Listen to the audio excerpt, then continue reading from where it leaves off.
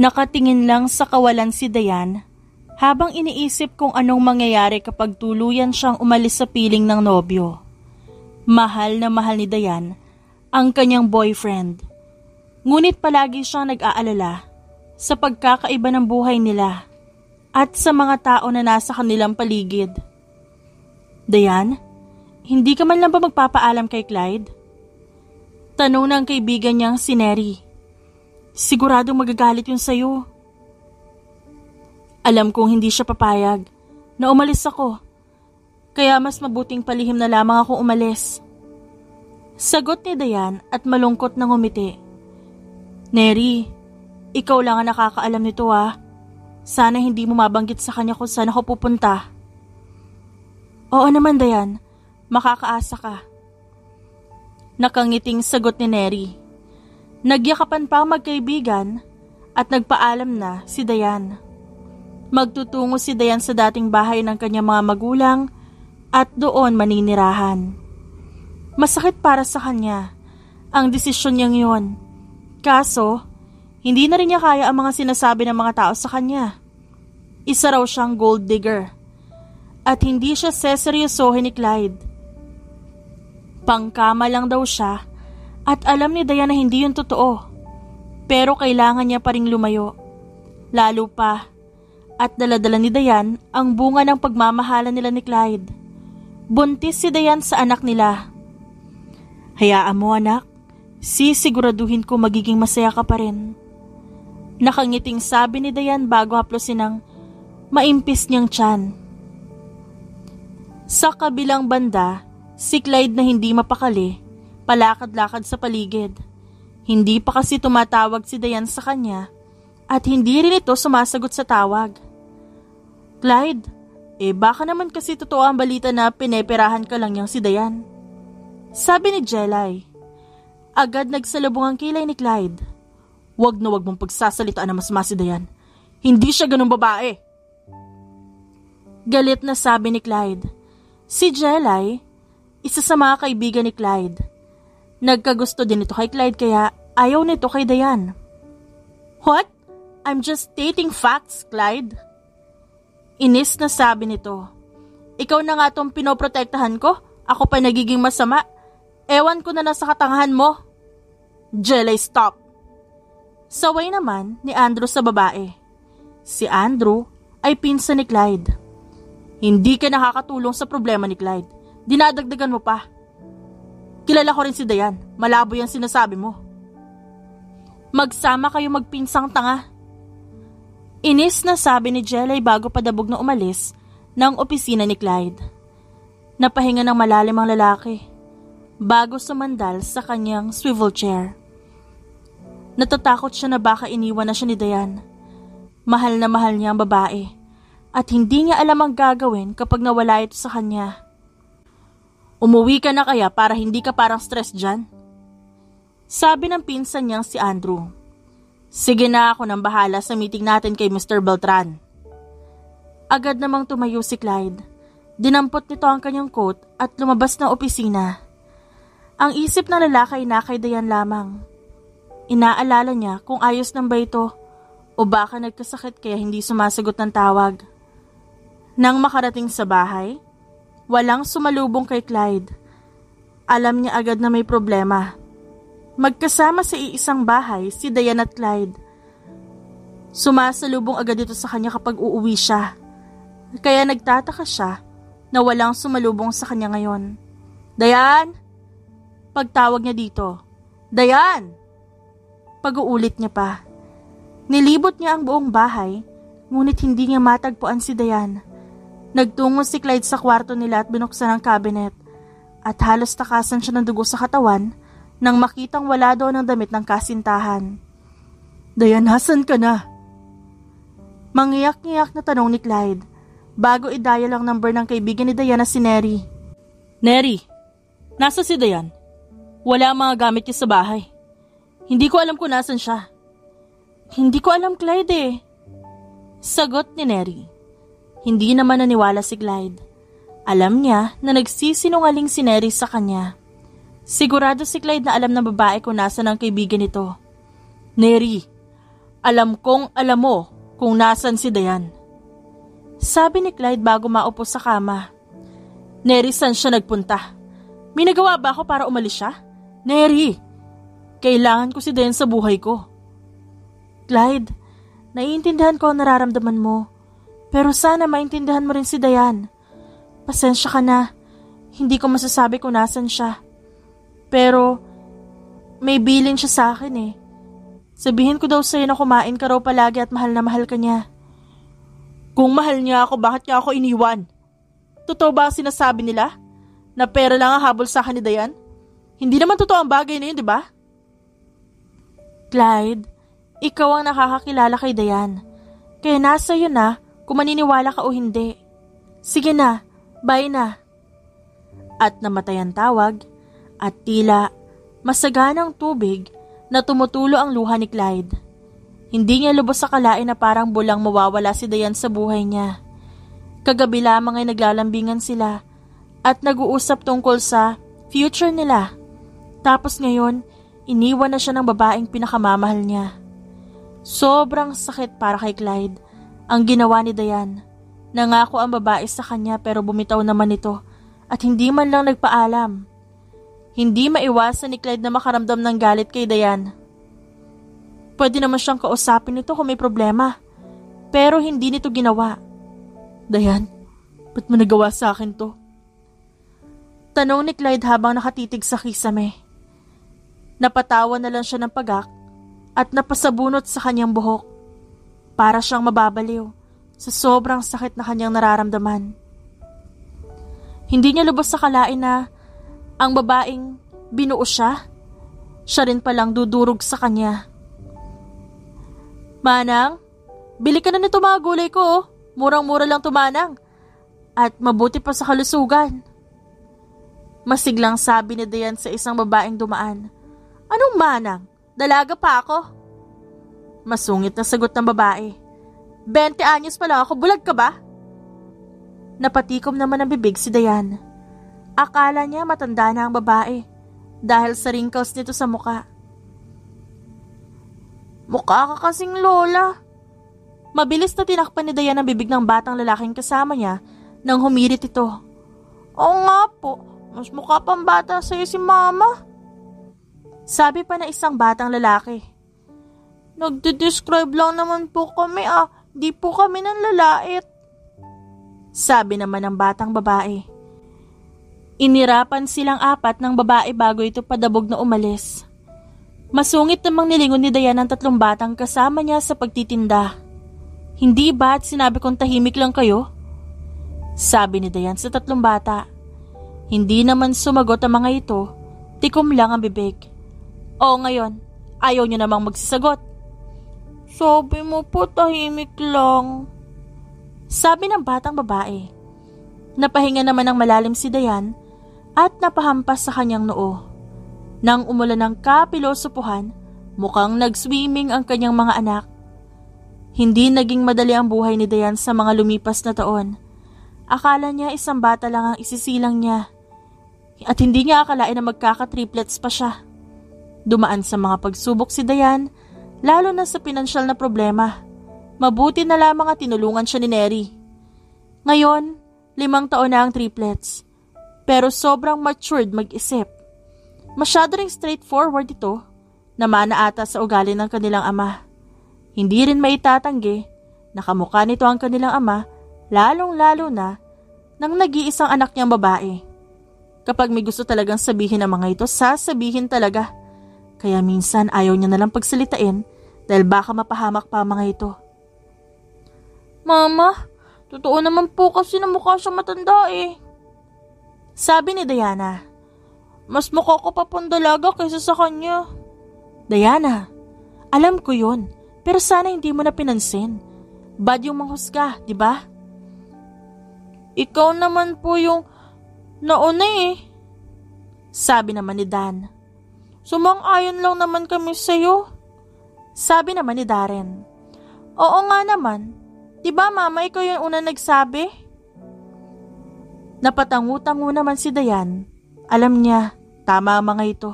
Siya ang nauna. Hindi naman sinasadya ni Dayan. Dahil mukha naman talagang manang yung babae. Alam nyo, kumain na lang kayong tatlo at anong oras na oh? Sabi ni Dayan bago maupo. Medyo masama ang pakiramdam niya at hinihika din siya tuwing gabi. Kinuha naman ni Diana ang pagkain nila at sinimulang ihain. Tinulungan naman ito ng kanyang dalawang kapatid. Ikaw po, hindi ka po kakain? Tanong ni Dan sa ina. Walang gana si Mama. Kayo na lang kumain. Huwag niyo na ako isipin, okay? Sagot naman ni Dayan. It's a big no, Mama. Kapag di ka kumain, di rin kami kakain. Bahala ka, pare-pareho tayo magkakasakit. Mahirap na nga tayo, magkakasakit pa tayo pare-pareho. Saad ni Diana at sinandukan siya ng pagkain. Wala na siyang nagawa at tumango na lang. Hindi na siya nakapagdiskusyon sa mga anak dahil alam niyang talo siya. Kumain siya ng konti kahit wala siyang gana. Pagod kasi masyado ang kanyang katawan. Sa umaga, tindera siya ng gulay at kakanin. Sa hapon naman, nagtitinda siya ng merienda. At sa gabi, labandera siya habang nagtitinda ng balot. Kailangan niyang kumayod dahil magpapasok na sa susunod na taon. Mag-aaral na kasi ang mga anak niya.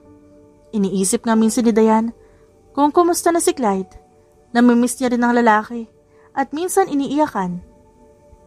Iniisip ni Dayan na siguro may pamilya na si Clyde. Laking pasasalamat niya na nga rin dahil hindi nagtatanong ang mga anak niya tungkol sa ama nila. Magkano sa talong? Nabalik sa ulirat si Dayan nang may dumating na customer. 3 babae ito at namimili sa kanilang gulay. 45 ho ang kilo. Sagot ni Dayan. Bawal po ang tawad di po kami si Lord. Sabi ni Darren at ngumiti. Buena mano rin ni Dayan ang mga anak sa pagtitinda. Nadadaan kasi minsan sa cuteness ng mga ito ang ibang customer. Panat naman itong talong Sabi ng babaeng customer, fresh po kaya yan? Para-paraan lang kayo para makatawad Saad ni Diana. Sinaway naman ni Diana ang kanyang anak. Pakiramdam niya hindi siya makakabenta dahil sa bibig nito Tinuturuan niya ang mga ito na bulahin ng customer. Kaso kabaliktaran na nangyayari. Bumili naman ng 3 babae. Kaso, mukhang masama ang loob ng mga ito. Mama, pahinga ka po muna kaya? Sabi ni Dan sa ina. Namumutla ka na po, Mama. Mainit ka din. Magpahinga ka na lang po, kami na magbebenta. Sa pagiging madaldal niyo, mukhang hindi kayo makakabenta. Ayos lang naman ako. Ayos lang si Mama. Kaya huwag na kayo mag-alala. Tumangulang ang mga bata pero mukhang hindi pa rin sang-ayon. Nang sumapit ang bandang 3:00 ng hapon, nagligpit na si Dayan. Hindi na rin niya talaga kinaya dahil masama ang pakiramdam niya. At pakiramdam niya pa'y mabubuwal siya kapag tumayo. Aba! Nandito ang 3 ampo na walang tatay. Napalingon si Dayan sa mga batang bagong dating. Medyo matatanda na mga yon. May edad na rin ng iba pero kala mo mag-isip. Isip bata talaga. Kabaryo nila ang mga ito. Ito ang mga madalas mang-away sa kanyang mga anak. Jepoy, tantanan mo ang mga anak ko Tanda-tanda mo na pasimuno ka pa rin sa away? Saad ni Dayan. Sus, palibasa ampun mo lang yung mga yan Sabi ni Jepoy. Nagsang-ayunan naman ang mga barkada nito. Anong ampon? Anak ko ang mga yan Kahit ipa-DNA test mo pa, umalis ka na nga. Nang iinis ka lang naman. Hindi ito nakinig at nagsimulang pagtripa ng mga anak ni Dayan. Kundi lang mga minor ang mga ito, malamang nahampas niya na ito ng tablas sa muka. Paulit-ulit lang yung pang-aasar mo sa amin. Wala na bang bago? Ano naman ko wala kaming tatay? Ikaw nga may tatay pero pangit naman tatay mo. Babaero pa at singgero. Saad ni Diana. At saka, at least kami mga gwapo at maganda. Kayo mga mukhang pinulot lang sa basurahan. Sagot naman ni Dan. Umalis na nga kayo at maligo. Lakas mang asar ang babaho naman. Masungit na sabi ni Darren. Natawa na lang si Dayan. Nang umiiyak na tumakbo papalayo ang magbabarkada. Wala talaga silang panalo sa 3 anak ni Dayan. Kung pasakitan magsalita, panalong-panalo ang mga batang ito. At di na nagtataka si Dayan dahil ganun din naman ang tatay ng mga bata. Nakuha na nga ng 3 ang mukha ng ama, nakuha pa ng mga ito ang ugali.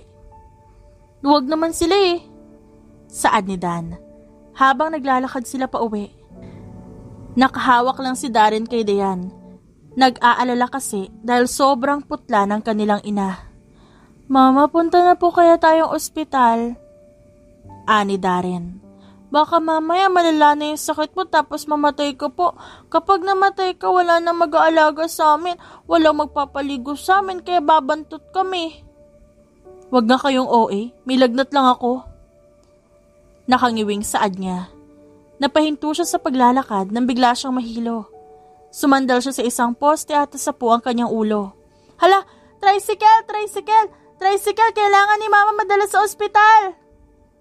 Tarantang sigaw ni Diana. Huminto naman na isang tricycle. Gusto pang umangal ni Dayan pero hindi siya nakapagsalita dahil sa panghihina. Nag-aalala naman ng 3 bata habang nakaalalay sa kanya. Ang bunsong si Darren umiiyak na. Nang makarating sa ospital, dinala si Dayan sa emergency room. Mataas ang lagnat ni Dayan at low blood ito. Kailangan daw masalina ng dugo si Dayan, kaso mahal ang magagastos. Kunin niyo na lang po yung dugo ko. Red din naman po ito Umiiyak na sabi ni Darren. Hindi pwede ang dugo mo. Sabi ng doktor. Bakit? Green ba ang dugo ni Mama? Tanong ni Dan. Alien ba si Mama namin? Napakamot na lang sa ulo ang doktor. Ipinaliwanag niya sa mga bata na may stock ng dugo sa ospital at kailangan lang bayaran. Tumango naman ang 3 bata. Saan tayo kukuha ng pera? Tanong ni Diana sa 2 kapatid. Tawagan na lang natin si Ninang Neri, sabi ni Dan. Kinuha nila ang cellphone na nasa bag ng ina. Tatawagan sana nila si Neri kaso walang load. Lumabas ang 3 bata para maghanap ng tindahan para magpa-load kaso wala sila makita. Mang-hold up na lang tayo tapos bayaran natin, sabi ni Darren. Bad yun, papaluin tayo ni Mama. Babayaran naman natin Pagpapalusot pa nito. Wala nga tayong pera Parang maiiyak na lang ang 3 bata dahil wala silang maisip na paraan. Napatigil sila na may humintong kotse na itim sa tapat nila. Bumaba doon ang isang lalaking matangkad at gwapo. Hala, pogi. Kinikilig na sabi ni Diana. Mukha ring mayaman, try nating mangutang sa kanya. Hold upin na lang nga natin, sabi naman ni Dan. Biglang nilapitan ni Dan ang lalaki. Wala namang nagawa ang 2 bata kundi sundan ang kapatid. Hi, pwede ka po ma-hold up? Tanong ni Dan sa lalaki. Nabigla naman ang lalaki sa pagsulpot nila. Pero mas nabigla ito nang makitang may pagkakawangi siya sa 3 bata. Malakas din ang kabog ng kanyang puso habang nakatingin sa 3 bata. Come again. Ay, English. Iba na lang kausapin natin, baka ma-hospital din tayo sa English niya. Tumugo ilong natin. Sabi ni Diana. Hindi maiwasang matawan ng lalaki sa narinig. Ano ulit yung sinabi niyo? Pwede ka po ba naming hold upin? Tanong ni Dan. Mukha po kasi hindi ka magpapautang kaya hold up na lang po. Nasa ospital po kasi si Mama at kailangan niyang masalina ng dugo kaso may bayad po. Bawal po dugo namin kasi daw po bata pa kami. Saad ni Darren. Nakaramdam ng awa ang lalaki. Pakiramdam niya hindi niya kayang tanggihan ang 3 batang nasa harapan niya. Nasaan ba mama niyo? Hinawakan siya sa kamay ng 3 bata at hinila patungo sa ospital. Nagpatangay naman ang lalaki sa mga ito. Wala ba ang papa niyo? Hindi mapigilang tanong ng lalaki. Wala po kaming tatay. Hindi yata sila bati ni Mama. Sagot ni Diana. Napatangu-tango naman ang lalaki. Nakarating na ang 4 sa emergency room. May kurtinang nakaharang sa bawat hospital bed at inisa-isa nila yon.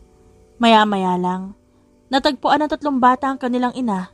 Natigilan ng lalaki na makita ko sino ang ina ng 3 bata. Ganon din si Dayan. Clyde. Mahinang sambit ng babae. Dayan. Hindi alam ni Clyde kung ano mararamdaman niya. Halo-halong emosyon ang nasa dibdib at isipan niya. Napabango naman si Dayan at napasandal sa hospital bed. Napaubo-ubo rin siya at napangiwi dahil sa sakit ng kanyang ulo. Mama, hinold up namin siya. Nagpa-hold up siya kaya masasalinan ka na ng dugo. Anong hold up? Masama ang bagay na yun ah. Nagpaalam naman po kami. Sabi ni Dan. Mama, magbabayad din po kami pagkatapos. Sobra na po kasi kami nag-aalala sa'yo. Ayaw naman kunin ng doktor yung dugo namin kasi bawal daw. Magkasunod na paliwanag ni Darren at Dan. Aayusin ko ang bills. Mag-uusap tayo mamaya, Dayan. Mahinahon man ang boses ni Clyde, pero may diin doon. Nagtungo sa information desk si Clyde. Nakasunod naman sa kanya si Diana at Dan. May hinuha na agad si Clyde na posibleng anak niya ang 3 bata dahil kamukha niya rin ang mga ito. Binayaran lahat ni Clyde ang bills ni Dayan. Tahimik lang siya at seryoso ang muka, kaya nagdadalawang isip tuloy si Diana at Dan kung kakausapin nila ang lalaki. Galit ka po ba? Hindi na nakapagpigil si Diana. Mabilis namang lumambot ng ekspresyon ni Clyde at umiling. Lumuhod siya para pantayan ang 2 bata. Hindi ako galit. Malambing niyang saad. Napatango naman si Diana at ngumiti sa kanya. Magkano po ang babayaran namin? Tanong ni Dan. Wala na kayong babayaran. Sagot ko na yon. Halika na, balikan natin ang mama niyo. Naglakad sila pabalik sa emergency room. Nakita nila na umiiyak na si Darren na nasa waiting area sa labas. Si Darren ang pinakamatapang pero ito rin ang pinakaiyakin sa kanila. Why are you crying? Tanong ni Clyde at agad nilapitan si Darren. Naupo siya sa tabi nito at kinandong ito. Nag-aalala po kay mama. Love na love ko po si mama kaya ayaw ko siyang nagkakasakit. Magiging okay lang si mama mo dahil malakas siya. Sabi ni Clyde bago punasan ang mukha ng bata. Tumahan ka na ha? Tumango naman ang batang lalaki at sumandal sa kanya. Nakikandong naman si Diana at Dan dahil nainggit bigla ang mga ito. Ano pong pangalan niyo pala? Tanong ni Dan sa lalaki. Clyde. Clyde ang pangalan ko. Wow! Name din po namin yan. Nakangiting saad ni Darren. Ako po si Darren Clyde Ramirez. Tapos ito po si Dan Clyde Ramirez. Siya po si Diana Clydell Ramirez. Kusa namang tumulo ang luha ni Clyde. Siguradong sigurado na siya na anak niya ang 3 bata. Bago pa makita ng 3 bata ang kanyang luha, agad niya yung pinahid. Niyakap niya ang mga ito ng ubod ng higpit. At masaya ako makilala kayo. Kahit po inold up ka namin? Tanong ni Dan. Natatawa namang tumango si Clyde. Maya-maya nga lang lumabas ang doktor at nurse. Tulak nila ang stretcher ni Dayan. Nagbayad na rin kasi sa kwarto si Clyde kaya mukhang ililipat na ito. Sumunod naman sila at dinala nga sa kwarto si Dayan. Binilinan si Clyde ng doktor at tumango na lang siya. Mama, okay ka na po? Tanong ni Dan sa ina. Medyo okay na anak. Sorry ha kung nag-alala kayo sa mama. Babawi ako sa inyo kapag okay na ako. Tumango naman ang 3 bata bago siya yakapin. Maya-maya lang pinaupo muna ni Clyde ang 3 bata at medyo malayo na sila sa kama. Ibinigay ni Clyde ang cellphone sa mga ito para malibang kahit papaano. Gusto kasi ni Clyde na makausap si Dayan ng masinsinan. Dayan, ba't mo ako iniwan? Tanong niya, bakit mo itinago sa akin ang mga anak natin? Umiwas ng tingin si Dayan at naramdaman niya ang pamumuo ng luha sa kanyang mga mata. Dahil hindi ko na kaya, Clyde. Isa pa, mabuti nang nilayo ko ang mga bata para hindi nila maranasan yung diskriminasyong naranasan ko. Dayan, di mo man lang ako kinausap? Hindi ka man lang nagpaalam. Bigla ka naglaho. Masyado mo akong dinurog. Mahal na mahal kita, tapos bigla mo akong iniwan? Punong-puno ng hinanakit ang boses ni Clyde. Clyde, wag na nating balikan ang nakaraan. Kung gusto mo makasama ang mga bata, pwede mo naman silang dalawin sa bahay eh. Gusto kong sa akin tumira ang mga bata. Dayan, kahit ito lang sana, wag mo na ipagkait sa akin. Clyde, umalis ako sa mundo mo. Dahil sa mga diskriminasyong natanggap ko sa mga tao sa paligid mo. Tapos gusto mong dalhin sila sa poder mo? Hindi naman ako papayag doon. Nasasabihan din sila ng masasakit na salita. Hindi mo alam kung paano yurakan ng mga tao sa paligid mo yung pagkatao ko noon. Hindi ko hahayaang mangyari yun sa mga anak natin. Pakiramdam ni Dayan. Maiiyak na siya ng tuluyan pero pinipigilan niya. Sa tuwing naaalala niya kung paano siya sabihan ng kung ano-ano noon, sumisikip lang ang kanyang dibdib. Aminado siyang hindi nagbago ang nararamdaman niya para kay Clyde, pero kailangan niya itong pigilan. Hindi lang kasi siya masasaktan ngayon pati na rin ang mga bata. Payag po kaming tumira kasama si Papa. Gulat siyang napalingon kay Diana. Nakikinig pala ang 3 bata sa kanila. Dapat, hindi na magulat si Dayan dahil kapag chismis, active ang mga ito. Sabi ko na nga ba ikaw ang papa namin? Sabi ni Darren bago iharap ang cellphone sa kanila. Bumungad sa 2 litrato nila. Tignan niyo po, may picture pa kayo ni Mama na sweet. Mabilis namang kinuha ni Clyde ang cellphone bago tumindig ng tayo.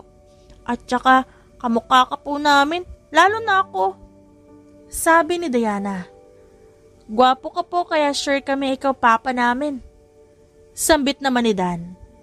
Mga anak. Tanging nasambit ni Dayan. Mama, matagal na kami naghahanap ng papa, pero ayaw mo lang sabihin sa amin. Pwede po ba makasama namin si Papa? Gusto po namin siya makilala. Tsaka gusto din po namin inggitin yung mga batang pangit yung ugali, tas may pangit pa na papa na palagi kaming inaasar. Sambit naman ni Dan. Mama, wag ka po mag-alala. Wala nang mga away sa'yo kapag bumalik ka kay Papa. Gaganti po kami para sa'yo. Sabi ni Diana. Napatitig si Dayan sa mga anak at baka sa mukha ng mga ito na gustong-gusto nilang pumunta sa poder ng ama. Kahit ayaw ni Dayan, tumango na lang siya. Matagal niya na rin pinagkait ang ama ng mga ito sa mga bata kaya mukhang oras na para bumawi siya. Ipapangako na lamang niya sa sarili na kapag may umapi sa kanyang mga anak, hahampasin niya kaagad ng kawali ang mga ito sa muka. Nagstay pa si Dayan sa ospital ng 1 araw bago siya makalabas. Umuwi lang si Dayan para kumuha ng damit bago sila iuwi ni Clyde. Medyo naninibago si Dayan sa bago nilang buhay nitong nagdaang araw. Pero kalauna nakapag-adjust na rin naman siya. Ramdam na ramdam ni Dayan ang kasiyahan ng mga anak niya dahil kasama na nito ang kanilang ama. Ganito ang pangarap ni Dayan at Clyde noon. Natupad naman kaso mukhang sila ang hindi endgame sa isa't isa. Anong gusto niyo tanghalian? Tanong ni Dayan sa 3 bata at kay Clyde. Chicken. Diretsahang sagot ni Diana. Pork chop gusto ko ma. Sabi naman ni Dan. Chicken din gusto ko. Sabi ni Darren. Tumingin si Dayan kay Clyde. Nakatitig lamang to sa kanya kaya medyo nailang siya. Kumain na lang tayo sa labas. Matatagalan kapag niluto mo pa ang gusto nilang kainin kaya kumain na lang tayo sa labas. Tatanggi sana si Dayan at magpapaiwan na lang. Pero wala na siyang nagawa nang hilahin siya ng mga anak. Sa biyahe tahimik lang si Dayan habang ang 3 bata ay pakanta-kanta. Nakangiti naman si Clyde at sinasabayan ang kanyang mga anak. Ilang sandali huminto ang sasakyan sa restaurant kung saan madalas kumain noon si Dayan at Clyde. Biglang nanumbalik sa kanyang isipan ang masasayang alaala kaya mapait na lamang siyang napangiti. Table for 5, sabi ni Clyde sa isang waitress. Napatingin si Dayan sa suot niya. Hindi man lang siya pinagbihis kaya nakapambahay lang siya. Pati rin naman ang mag-aama niya. Kaso, mukhang mga modelo pa rin ang mga ito. Iginiya sila ng waitress sa isang table na panglimahan. Si Clyde ang umorder para sa kanila. at hindi nito kinalimutan ang gusto ng mga bata. Papa, ngayon lang kami nakakain sa ganito. Sa karinderya kami kumakain nun pero the best pa din ang pagkain. Sabi ni Diana. Papa, pakainin mo po ng marami si Mama ha, para tumaba ulit siya kagaya nun sa picture. Sabi ni Darren at bumungis-ngis. Habang naghihintay ng order, may isang babae at lalaki ang huminto sa table nila. Mr. Ramirez. Nakangiting bati ng babae kay Clyde. Mr. James and Miss Barreto. Saad naman ni Clyde. Tinignan ng babae ang mga bata. Nang dumako ang tingin nito kay Diane, pairap ito. I didn't know you have kids. And they're handsome and beautiful. Sabi ni Miss Barreto. Yeah. Where's the mother? Tanong naman ni Mr. James. Bago dumako ang tingin kay Diane. Oh, are you the mother? Sasagot sana si Diane pero biglang umepal si Miss Barreto. Imposible, mukhang katulong yan. Baka si Jelay ang ina. Imposible kasi ang babaeng yan. Walang taste si Mr. Ramirez kapag ganon. Tumawa ang babae. Kaya natawa na rin ang lalaki. Biglang natahimik si Diane. Aminado siya na talaga napabayaan niya ang kanyang sarili dahil nag-focus siya sa mga anak. She is the mother of my child. Actually, children. Kasi 3 sila, if you can see. And you have no rights to insult her in front of me. Napatigil naman ang dalawa sa pagtawa. Maganda kaya si mama ko, ikaw nga mukhang clown eh. Malditang sabi ni Diana sa babae. Laitin mo na si mama kapag ka-level mo na siya. Sabi naman ni Dan. Tama na. Saway ni Diane sa mga anak. Binalingan niya ng tingin si Miss Barreto. Partida, Miss Barreto, wala pa akong ayos dito pero maganda na ako. Paano kung magayos ako? Baka umiyak ka na. Humingi naman ng sorry si Mr. James bago hilahin si Miss Barreto paalis. Sinama mo pa kasi ako eh. Pati tuloy ikaw nalait. Nakasimangot na sabi ni Diane kay Clyde. You're beautiful, Diane. Seryosong sabi ni Clyde, kaya natigilan si Diane. Perfect na perfect ka sa mga mata ko, kaya wag mong isipin ang sasabihin ng iba. At napatitig si Diane sa lalaki. Maya-maya napaiwas siya ng tingin, nang bigla siyang asarin ang kanyang mga anak. Ang ginawa niya, sinaway niya lang ang mga ito. Nagsimulang kumain sila Diane ng ihain ang pagkain nila. Hindi napigilan ni Diane ang gutom dahil halos paborito niya ang mga nakahain sa mesa. Iniiwasan mo na naman ang gulay, kaya ka nagkakasakit eh. Sabi ni Clyde kay Diane at nilagyan to ng gulay sa pinggan. Kumain ka ng gulay para hindi ka lapitin ng sakit. Salamat. Mahinang sabi ni Diane at kinain nga ang gulay. Napabungis-ngis naman ng 3 bata habang nakatingin sa kanila. Sinasaway naman ni Diane ang mga ito sa pamamagitan ng tingin. Pagkatapos kumain, nagpahinga muna sila saglit bago umalis. Akala ni Diane uuwi na sila.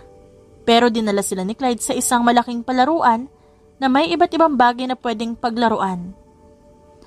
Papa, magboball po ako ah. Dun, basketball. Sabi ni Dan at itinuro ang ring. Papa, sasakay ako sa car. Sabi naman ni Darren. Bumili si Clyde ng maraming token at binigyan ng mga anak. Kanya-kanya takbo ang mga ito sa gusto nilang laruin. Si Diane naman naupo lang sa gilid habang nakatingin sa mga anak. Masaya si Diane para sa mga ito. Ang mga hindi kasi makain at mabili ng mga ito, nakukuha nila dahil kay Clyde. Hindi ka maglalaro? Tanong ni Clyde bago tabihan si Diane. Di naman ako bata. Mas gusto ko lang pagmasdan yung saya sa mukha nila. This is our dream, right? Napalingon si Diane kay Clyde. Nakatingin to sa kanilang mga anak. Magkakaanak, magpapakasal, mamumuhay bilang isang masayang pamilya. Kaso, yung magkaanak lang yung natupad. Natatawang saad ni Diane. Wala eh. Bumitaw ako. Masyado kasing magkalayo yung antas natin sa buhay eh. Nasa taas ka, tas ako nasa baba lang. Wala akong may pagmamalaki sa'yo. Hindi ko naman iniisip ang antas ng buhay natin, Diane. Sinabi ko naman 'di ba na handa akong talikuran lahat para sa'yo? I love you. I love you so much, Dayan. Saad ni Clyde. Napatigil ang dalawa sa pag-uusap nang biglang magring ang cellphone ni Clyde. Kinuha naman to ng lalaki sa kanyang bulsa. Pasimpleng sinilip ni Dayan kung sino yung tumatawag. Napangiti na lamang siya ng mapait na makitang love yung nasa caller ID. Nag-excuse sa kanya si Clyde bago nito sagutin ang tawag. Nagtadrama. Tapos may love na pala. Mahinang bulong ni Dayan at napairap na lang. Alam niya naman posibleng may iba ng mahal si Clyde eh. Kaso, hindi niya pa rin maiwasang magselos at mainggit. Napahinga na lamang siya ng malalim at napailing-iling na lang. Mukhang oras na siguro para mag-move on siya sa lalaking una niyang minahal. Habang pumipirma ng papeles, pasulyap-sulyap si Clyde sa orasan. Gusto niya na kasing magtanghalian para makauwi na siya sa kanyang mag-iina. Miss na miss niya na agad ang kanyang anak at ang ina ng mga anak niya. Love? Napahinto sa pagpirma si Clyde nang bumukas ang pinto at pumasok si Jelay. Jelay? Sabi ni Clyde. I heard na hanap mo na si Dayan at may mga anak pala kayo.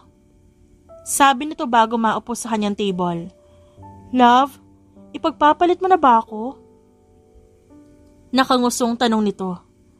Tigilan mo ako sa trip mo, Jelay. Nakasimangot na sabi ni Clyde sa babae. At saka bakit mo pinalitan ng love ang name mo sa contacts ko? Baka mamaya ko ano pa isipin ni Dayan. Ano naman? Sa tingin mo ba? May pakialam si Dayan. Hindi ka na mahal nun, iniwan ka na nga eh. Sinamaan ang tingin ni Clyde ang babae, pero wala man lang ito pakialam sa kanya. Uuwi na ako, miss ko na mag-iina ko. Yung anak lang dapat ang mamiss mo.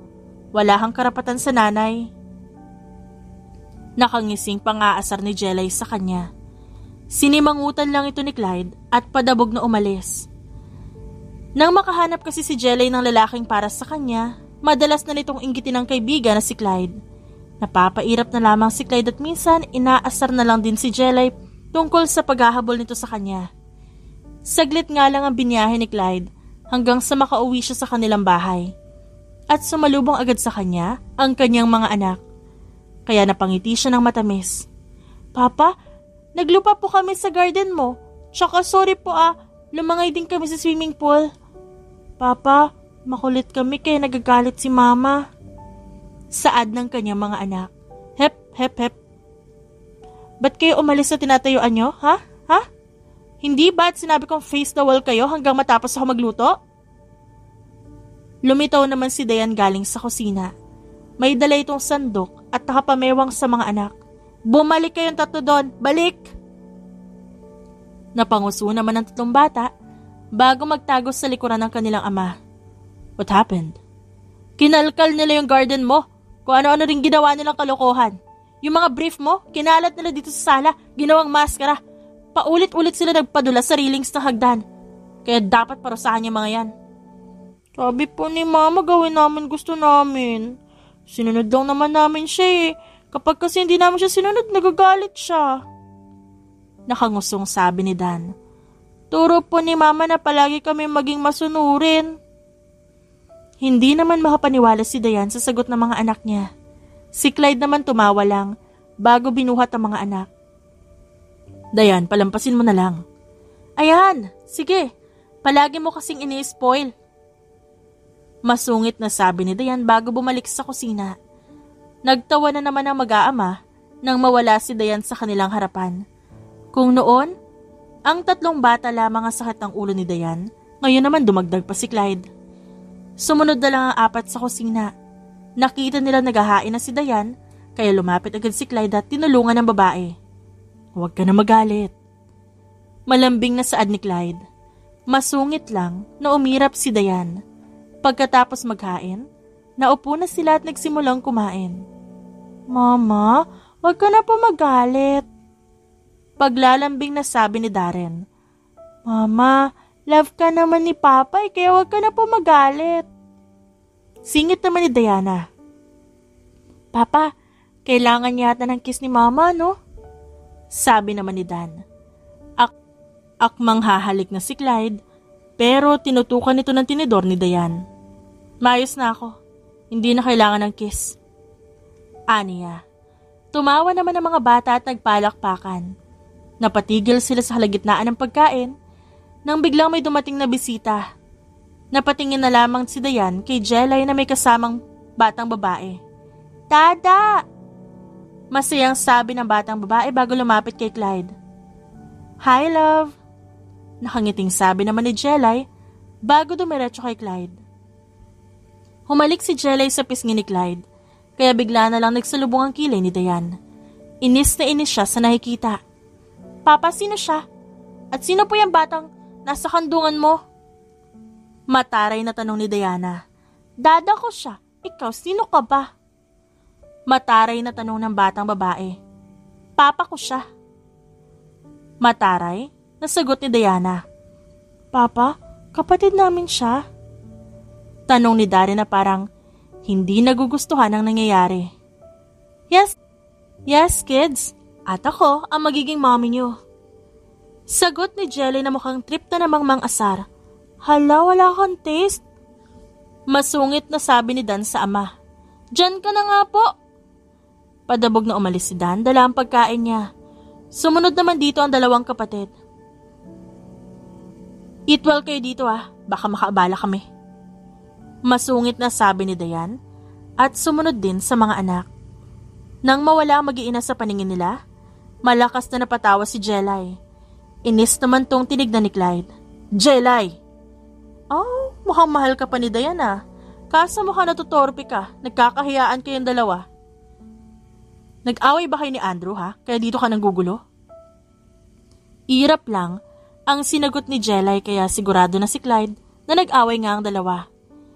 Hindi mapunan ni Clyde ang pagmamahal ni Jelay at hindi niya akalain na makakatuluyan nito ang kanyang pinsan. Nagulat na lang si Clyde na buntis si Jelay at kinasalan dalawa. Wala naman siyang problema doon. Sa halip masaya pa para sa dalawa. Dada, sino yung little girl? Ba't siya masungit sa akin? Tanong ng anak ni Jelay na si Andrea. Pinsan mo siya. Teka, kumain muna kayo. Kumuha na lang kayo ng pagkain at susuyuin ko lang mag-iina ko. Ibinaba ni Clyde ang batang babae bago magtungo sa sala. Nakita niya ang mag-iina niyang may masungit na aura. Alam agad ni Clyde na susungitan siya ng mga ito. Wag na kayo magalit sa akin. Gino-joke lang kayo ng tita Jelay niyo. Hindi ko siya asawa at di ko anak yung batang babae. Dayan, asawa ni Andrew si Jelay. Nangaasar lang siya. Kahit mag-asawa kayo, wala naman akong pakialam. Sagot ni Dayan at umirap sa kawalan. Natawa na lamang si Clyde sa reaksyon ni Dayan. Lumuhod pa siya sa harapan ng babae at niyakap ito sa bewang bago tingalain. Kitang-kita ni Clyde kung paano ang gulat sa mukha ni Dayan dahil sa kanyang ginawa. Mahal, huwag ka na magalit. Malambing na sabi ni Clyde sa kanya. Malis ka nga dyan. Naiilang niya namang saad. Nag-init ang buong mukha ni Dayan bago umayos ng tayo at tumikim. Sigurado siyang namumula na siya. Hindi lang co-parenting ang gustong mangyari ni Clyde. Gusto niyang maging isang buong pamilya sila ni Dayan. Hindi naman nagbago ang pagmamahal ni Clyde dito Kahit iniwan siya nito, ito pa rin talaga mamahalin niya habang buhay. Mahal na mahal ni Clyde ang babae. Kaya gagawin niya ang lahat para mahalin din siya ulit nito at mabuo ang pamilyang pinapangarap nila noon. Nagbablush ka ba, mahal? Oh, you're blushing, Malambing na sabi ni Clyde sa babae bago mapatawa. Maanghang lang yung kinain ko. Teka nga, tigilan mo nga ako. Yung mga bata ang suyuin mo. Lumingon ang dalawa sa tatlong bata. Nakangiti ang mga ito habang nakatingin sa kanila. Papa, magpapakasal kayo ni Mama? Flower girl po ako Oh, magpapakasal kami ng mama nyo. Sagot ni Clyde. Tantanan mo ako sa kalandian mo. Masungit na sabi ni Dayan bago tumayo. Nang makatalikod si Dayan, napangiti na lamang siya. Mabilis niyang inalis ang ngiti sa labi nang makita si Jelay na nakangising nakatingin sa kanya habang kumakain. Kinikinig din pala. Pang-aasar pa ni Jelay. Umirap si Dayan bago pumasok ng kusina. Ang nararamdaman niyang kilig, idinaan niya na lang sa pag-inom ng tubig. Dahil sa ginawa ni Clyde, mas lumalim na naman ang pagmamahal niya sa lalaki. Aminado si Diane na gusto niya mga sinasabi ni Clyde. Hindi lang siya sigurado kung seryoso ba ito. Isa pang kinatatakot ni Diane ay ang pagiging overthinker niya. Iniisip niya kung worth it ba siya para sa lalaki. Nagawa niya itong iwan noon at nahihiya siya sa ginawa niya. Sa kabila ng pagmamahal nito, nagawa pa rin niyang iwan ang lalaki. Bahala na. Susugal na lang ulit, mukhang nasa huli pa naman ang sakit. Tanging nasabi niya. Siguro naman walang mawawala kay Diane kung lalaban din siya para sa pamilyang pinangarap nila ni Clyde noon. Maganda ang gising ni Clyde dito mga nakaraang araw dahil kasama niya sa pagtulog ang kanyang mag-iina. Masaya si Clyde dahil unti-unti na sila nagiging okay ni Diane. Sir, nasa baba po ang mommy at daddy niyo. Bungad ng kasambahay kay Clyde. Naisipan ni Clyde na kumuha ng kasambahay para hindi mahirapan si Diane sa gawaing bahay. Bumaba naman si Clyde at bumungad sa kanya ang ama't ina na may kasamang magandang babae. Clyde, hindi ka umuwi sa bahay kaya dinalaw ka na lang namin. Sabi ng kanyang ina. Clyde, kasama namin yung anak ng kaibigan namin.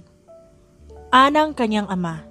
She's Clea, your soon-to-be wife. Inaayos na namin ang papel sa kasal niyo para maging isang pamilya na tayo. What wedding? Kunot noong tanong niya. Clyde, sinend ko sa email mo ang tungkol sa kasal niyo ni Clea. Hindi ba nasabi ng sekretarya mo? Ma'am, napag-usapan na natin ang tungkol sa arranged marriage na to.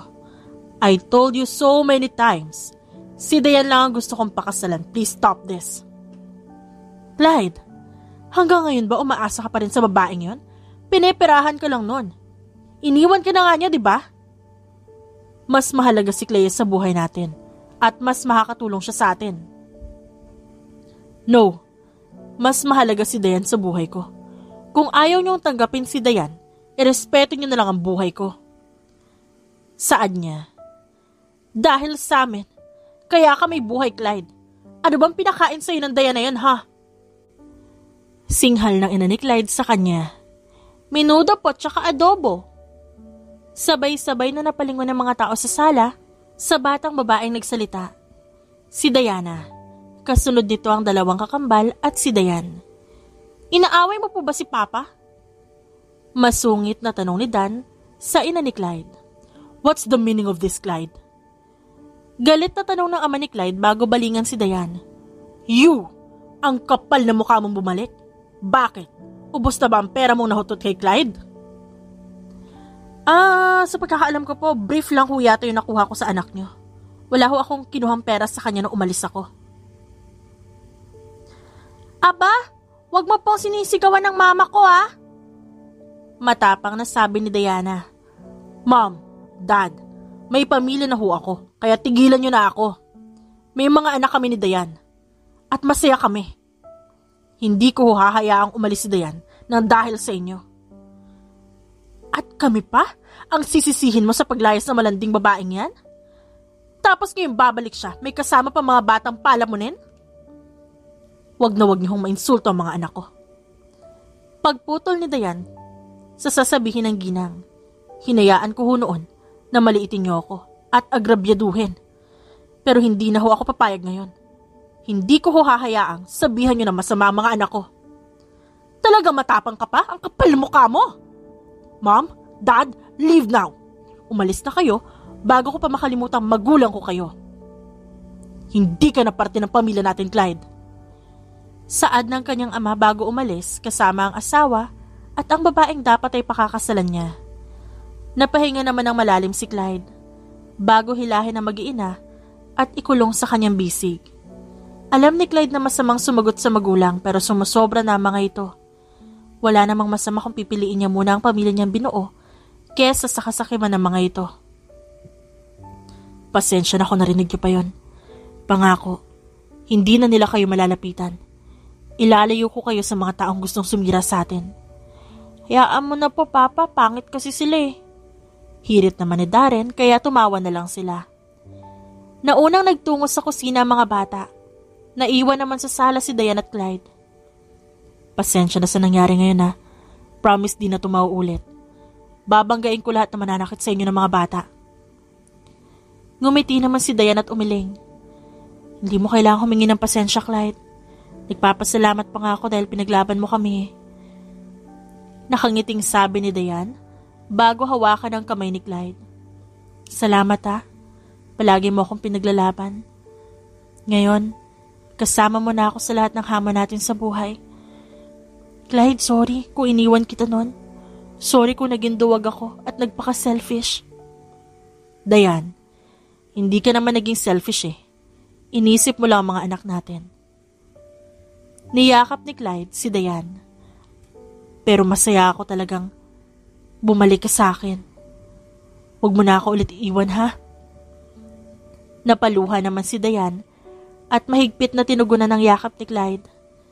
Napahiwalay na lamang sila sa isa't isa nang marinig nila ang tawag ng kanilang mga anak. Nakangiting nagtungo ang dalawa sa kusina at sinabayan sa pagkain ang mga bata. Mama, love mo na po si Papa? Pag-uusisa ni Darren. Ngumiti lang si Dayan sa mga anak. Si Clyde naman napangiti na lang din dahil alam niya ang ibig sabihin ng ngiting yon. Pagkatapos nilang kumain, gumayak na sila. Pupunta sila kay Neri dahil birthday ng anak nito na inaanak ni Dayan at Clyde. Pagkatapos nilang kumain, gumayak sila. Pupunta sila kay Neri dahil birthday ng anak nito na inaanak ni Dayan at Clyde. Terno sila ng mga damit. Si Diana, kagaya ng damit ni Dayan, at ang dalawang batang lalaki katerno nila ng damit ang kanilang ama. Hindi may pagkakailang si Clyde talaga ang ama ng mga bata. Parang ang naligaw lamang si Dayan sa pamilya niya. Alam mo, iniri ko lang talaga yung mga batang yan eh. Pero hindi ko sila kamuka. Napailing na lang siya. Huwag kang mag-alala, mahal. Sa susunod na mga anak natin, kamukha mo naman. Nakangiting saad ni Clyde sa kanya. Matagal pa yon. Gusto ko muna mag-focus sa 3 bulinggit na to. Nang makarating kila Neri, nadatnan nila ang babaeng hindi magkanda o gaga sa pag-aasikaso habang buhat ang kambal nitong anak. Nasaan ang asawa mo? Ba't pinapabayaan ka? Sa lubong ang kilay na tanong ni Dayan sa kaibigan. Sino may sabi may asawa pa ako? Natatawang saad ni Neri. Bukas na natin pag-usapan, Dayan. Ayokong sirain ang birthday ng kambal ko. Nakikita ni Dayan ang pagpipigil ng iyak ni Neri kaya tumango na lamang siya. Kinuha niya ang kambal na anak nitong babae. Sumama naman to sa kanya. Clyde, pwede ikaw muna sa isang bata? Tutulungan ko lang si Neri. Tumango naman si Clyde bago kunin ang kambal ni Neri na mag-iisang taon pa lang. Agad namang lumapit si Dayan sa kaibigan at nakitulong na rin. Pinakikiramdaman niya ito dahil alam niyang mabigat ang dinadala nito. Maya-maya nga lang, natapos na silang mag-ayos. May mga umaasikaso na sa mga handa kaya nagpahinga muna sila. Naupo sila sa upuan at tumingin kay Clyde na busy sa pakikipaglaro sa mga bata. Nagkabalikan na kayo ni Clyde? Pang-uusisa ni Neri. Wala pang malinaw na usapan tungkol sa relasyon namin pero parang gano'n na rin. Wala eh, si Clyde lang talaga yung kaya ko mahalin. Sa kanya pa rin talaga ako uuwi. Alam mo, ang swerte mo kay Clyde. Nung umalis ka, palaging ikaw bukang bibig niyan. May galit man siyang naramdaman noon pero mas ramdam ko matimbang ang pagmamahal niya sa'yo. Babawi talaga ako kay Clyde. Nakangiting sabi ni Dayan. Gapangin mo mamayang gabi para bawing-bawi ka. Nakangising sabi ni Neri. Mahina namang nahampas si Dayan ang kanyang kaibigan. Natawa lamang si Neri bago sumandal sa kanya. Dayan, naalala mo ba yung kanong ka-live-in ko dati? May asawa na pala. Mahinang sabi ni Neri. Alam niya na yun ang ama ng kambal. Bumalik na siya sa pamilya niya, iniwan kami ng mga bata, Dayan. Naging kabit ako na hindi ko alam. Kaya wala akong tiwala sa tarantadong yun eh. Inis na sabi ni Dayan. Ikaw na nga lang nagtitiis sa mabahong hininga niya? Ginanon ka pa? Tumawa naman si Neri. Wala utu-uturing kasi ako. Hahayaan ko na, ang mahalaga ngayon. Maayos kami ng mga anak ko at nag-iwan siya ng malaking pera. Neri, nandito lang ako para sa'yo. Hindi ko kayo pababayaan ng mga inaanak ko. Kagaya na lamang ng ginawa mo sa akin noon. At mahal kita, Neri. Ikaw lang kaya nag-iisang sisteret ko. Ngumiti ng matamis si Neri kay Dayan. Salamat ha. Ilang sandali lamang nagsimula na ang birthday party ng kambal ni Neri. Gumawa talaga ng paraan si Dayan para mawala saglit sa isipan ni Neri ang nangyari dito. Nairaos naman ang maayos ang birthday party ng kambal at maganda ang kinalabasan. Mama, dumumi yung kambal, ang baho! Nakangiwing reklamo ni Diana. Masuka-suka pa ito, kaya tinawanan lang to ni Dayan. Tumayo naman si Neri at pinalitan ng diaper ang mga bata. Dito muna tayo matulog kila Neri ha. Kailangan tayo ni Neri ngayon. Ani Dayan kay Clyde. Tumango naman si Clyde bago siya halikan sa noo. Bumalik si Neri bitbit ang kambal. Kinuha naman ni Dayan na isang baby para hindi mahirapan ang kaibigan. Matutulog na mga yan. Tumango naman si Dayan bago inihele ang batang babae. Wala pa ring 10 minuto, nakatulog na nga ito. Pati ang mga anak nila Dayan nakatulog na rin. Pagod kasi ang mga ito. Dinala ni Neri ang mga anak sa kwarto nila. Sila Dayan at Clyde naman, dinala ang mga anak nila sa magiging kwarto nila. Inayos nila ng higa mga bata. Mag-aaral na next year ang mga yan. Sa susunod niyan, may mga binata at dalaga na tayo. Ani Dayan habang nakatingin sa mga bata. Baby pa rin natin sila kahit anong mangyari. At Dayan, mahal na mahal ko kayo ng mga bata. Sabi ni Clyde, mahal ko rin kayo. Palaging kayo ang mahal ko. Palaging ikaw ang mahal ko, Clyde.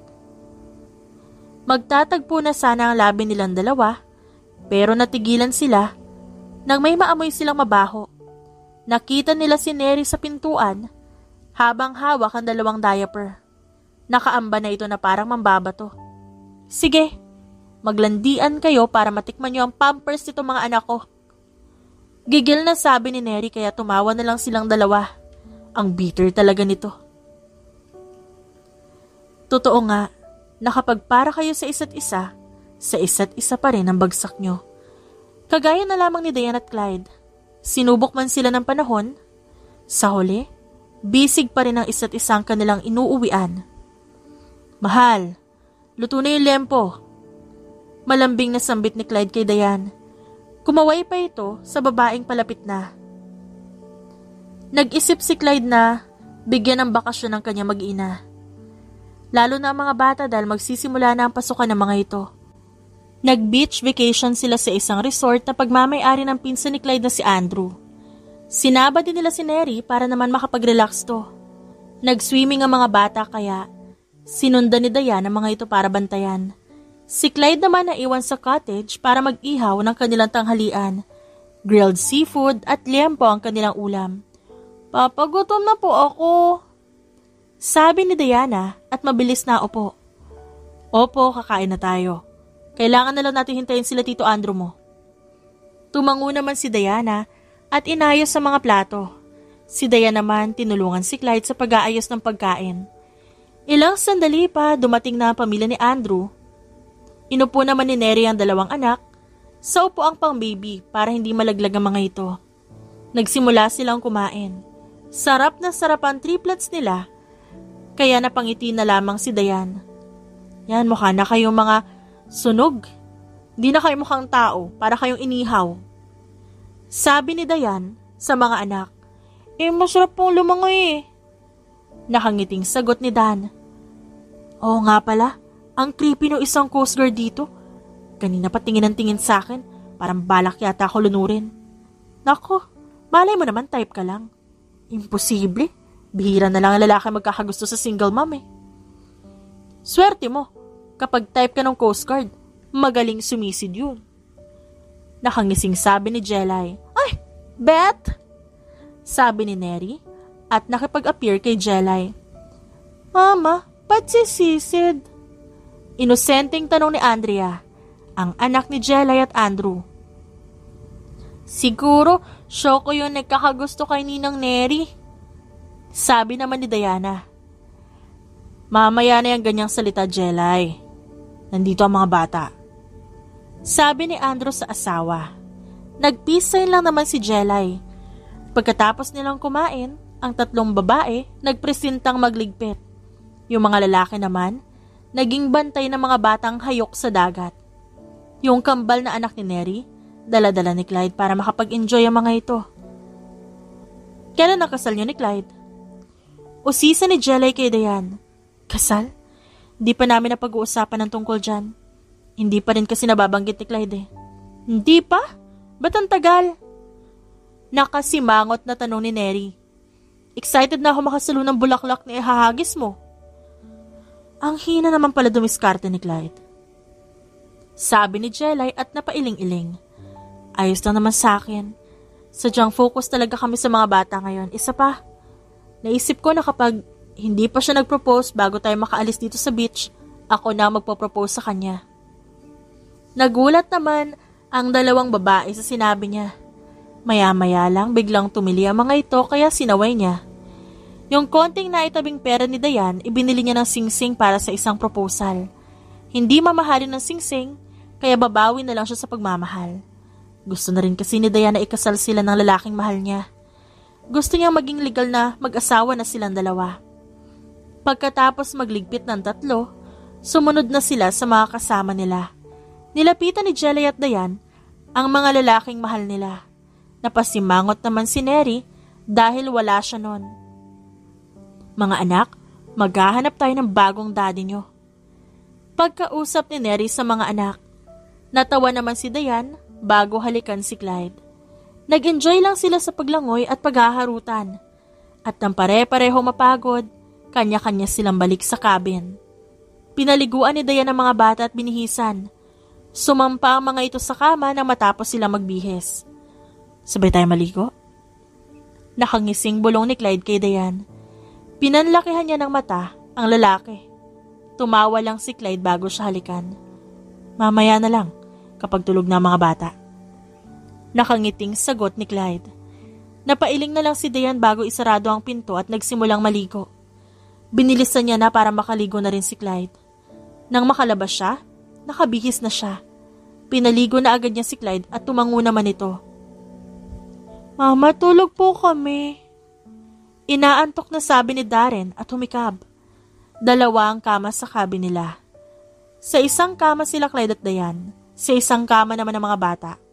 O sige, sleep na kayo. Naupo siya sa kama ng mga ito. Tinapik-tapik ang mga bata. Ilang sandali lang nakatulog agad ang tatlo. Halata sa mga ito na sobrang pagod na pagod sila at galing sa paglangoy. Napangiti si Dayan bago halikan sa noo ang mga anak at kumutan. Bigla namang bumukas ang pinto at lumabas ang topless na si Clyde. Ay, ang sarap. Sabi ni Dayan sabay lip bite. Nasiyahan naman si Clyde at nagposing pa. Finlex nito ang biceps at abs.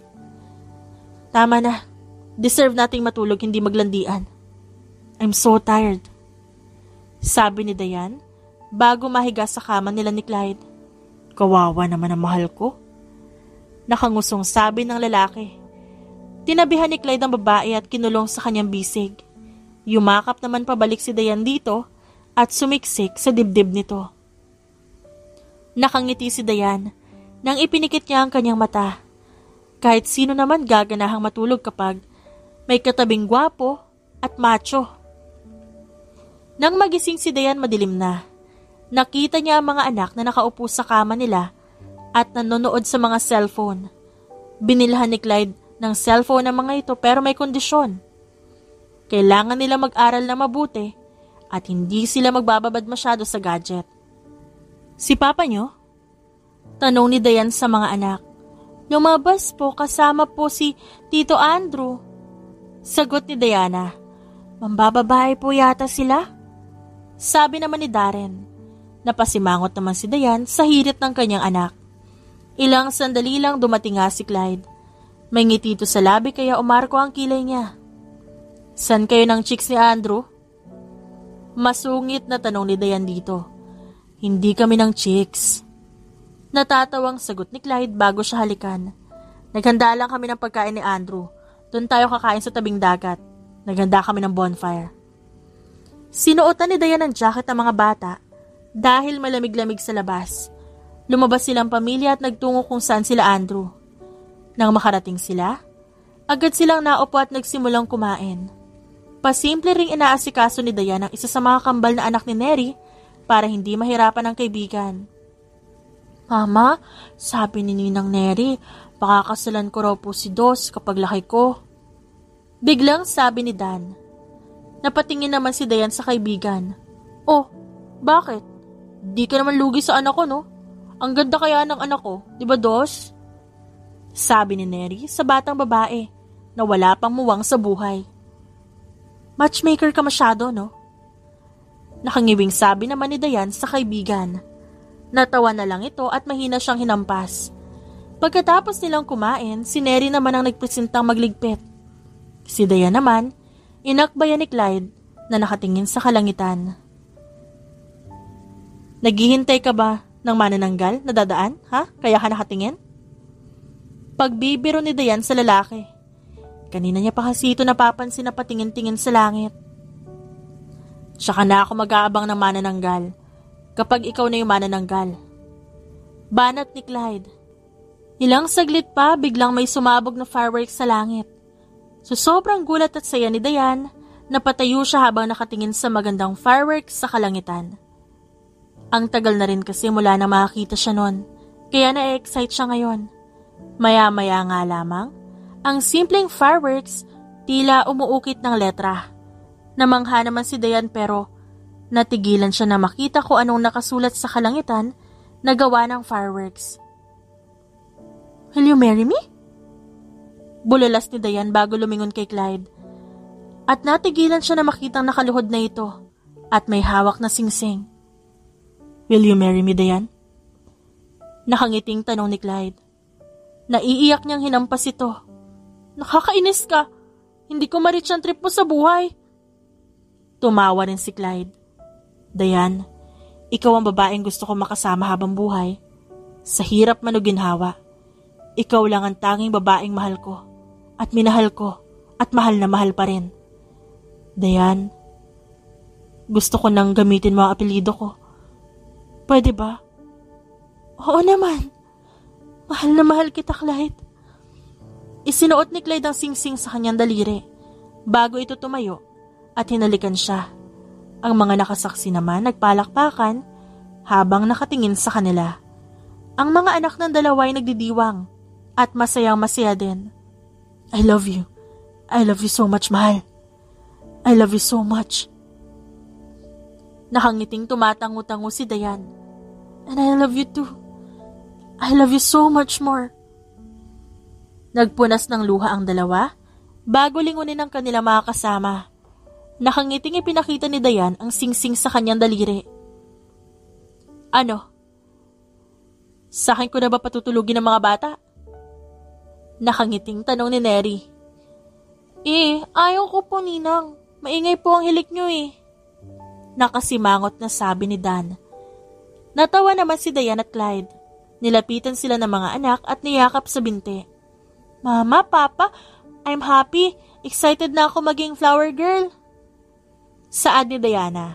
Lumapit din si Darren at Dan. Ako din po, Papa, excited sa wedding cake. Congratulations po. Magkasunod na sabi ng mga ito. Thank you, mga anak. Yumuko si Dayan para bigyan ng halik ang kanyang mga anak. Ganoon din ang ginawa ni Clyde. Ang gabi ni Dayan punong-puno ng kasiyahan. Kanina lamang pinag-uusapan nilang tatlo ang tungkol sa proposal, tapos nangyari nga. Napatingin si Dayan sa diamond ring na nakasuot sa kanyang daliri. Masaya siya dahil sa kabila ng pagsubok nila ni Clyde, sa isa't isa pa rin sila uuwi. Thank you, Clyde. Thank you. Dahil ako pa rin kahit na wala ako na matagal na panahon. Ngumiti ng matamis si Clyde sa kanya. Ikaw naman palagi, Dayan. Ikaw naman palagi ang mahal ko. Nakangiting tugon ni Clyde bago siya halikan sa pisngi. Saglit pa silang nagtagal sa labas bago sila bumalik sa kanya-kanyang cabin. Mama, Papa, mukhang deserve na po namin ang baby sister at baby brother. Nakangiting sabi ni Diana. Hindi kayo magsiselos kung sakali? Tanong ni Diane habang pinaglalaroan ang kamay ni Clyde. Baka mamaya may maganap na silusan ah. Hindi po. Sabay-sabay na sagot ng mga bata. Napatingin naman si Diane kay Clyde. Nakangisi na agad si Clyde sa kanya kaya tumawa siya. Mahal, mukhang oras na para sa bagong baby. Mahal, gigil na ako dito oh. Behave. Tumigil ka dyan. Sagot ni Diane dito. Walang nagawa si Clyde kundi ngumuso at tumango bago yumakap sa bewang ni Diane. Papa, dikit po natin yung kama. Gusto po namin tabi-tabi tayo. Napatingin si Diane sa lalaki at nanlulumo ito. Mukhang hindi ito makaka-score dahil sa request ng mga anak nito. Napahinga ng malalim si Clyde bago iusog ang kama ng mga ito malapit sa kama nila ni Diane. Bawi ka na lang pag-uwi. I love you.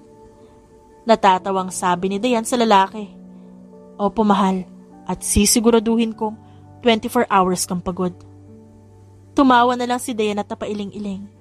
Sa kabila ng pagsubok ni Diane sa buhay, masaya siya dahil ang lalaking una niyang minahal, ang kanya pa ring pakakasalan at uuwian. The end. It's shoutout time! Shoutout kina Genevieve Alonzo, Virginia Salazar, Freddy de Guzman, Melanie Abit, Merlina Aparta, Maria Girly Gakutan, Randy Samante, Sunshine Sotalbo, Juliet Caday, Marie Ortega, Jocelyn Marcelo, Jazz Reyes, Mel Balostares, Raquel Guevara, at Mary Grace Duyag. Maraming salamat po sa inyong lahat.